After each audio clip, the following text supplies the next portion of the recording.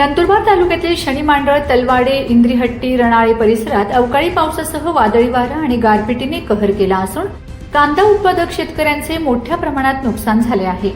यासोबतच मका, गहू, पपई या पिकांनाही मोठा फटका बसला असून शेतकरी आर्थिक संकटात सापडले आहेत। या पार्श्वभूमीवर भाजपाच्या माजी खासदार डॉक्टर हिना गावित यांनी प्रत्यक्ष शेतात जाऊन नुकसानग्रस्त पिकांची पाहणी केली व शेतकऱ्यांशी संवाद साधत त्यांनी परिस्थितीची माहिती घेतली।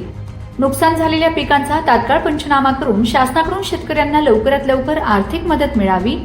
तसेच माजी मंत्री आमदार डॉक्टर विजयकुमार गावित हे रुग्णालयात असताना सुद्धा त्यांनी व्हिडिओ कॉलद्वारे नुकसानग्रस्त शेतीची पाहणी करत शेतकऱ्यांना दिलासा दिला व त्वरित पंचनामे करण्याच्या सूचना अधिकाऱ्यांना दिल्यात। याबाबत राज्याचे मुख्यमंत्री देवेंद्र फडणवीस यांच्याशी चर्चा करणार असल्याचेही त्यांनी सांगितले।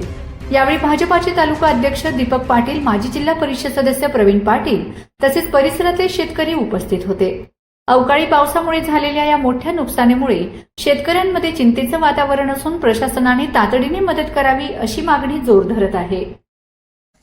आणि आसपासच्या गावांमध्ये काल सायंकाळी मोठ्या प्रमाणात गारपीट झाली आणि जोराने वादळ आल्यामुळे मोठ्या प्रमाणावर शेतकऱ्यांचं या परिसरामध्ये नुकसान झालंय। आज सकाळपासून मी काही शेतकऱ्यांच्या शेतामध्ये जाऊन स्वतः हे नुकसान झाल्याची पाहणी केली। माझ्यासोबत कृषी विभागाचे, रेव्हेन्यू खात्याचे अधिकारी हे देखील या ठिकाणी पाहणी करायला आले होते आणि मी अधिकाऱ्यांना या ठिकाणी सूचना केली आहे की सरसकट सर्वांचे पंचनामे करा, कारण कोणाचं जास्त कोणाचं कमी, पण सगळ्याच शेतकऱ्यांचं नुकसान हे या ठिकाणी झालेलं आहे।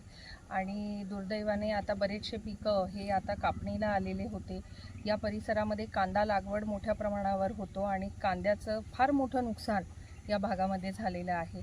म्हणजे दुर्दैवानं जेवढा खर्च त्यांना लागवडीसाठी आला, कदाचित आता तेवढा सुद्धा त्यांचा निघणार की नाही अशी परिस्थिती या ठिकाणी आहे। आणि म्हणून मी अधिकाऱ्यांना या ठिकाणी सूचना केली आहे की सरसकट सगळ्यांचे पंचनामे करा। दुसरं, ज्यांनी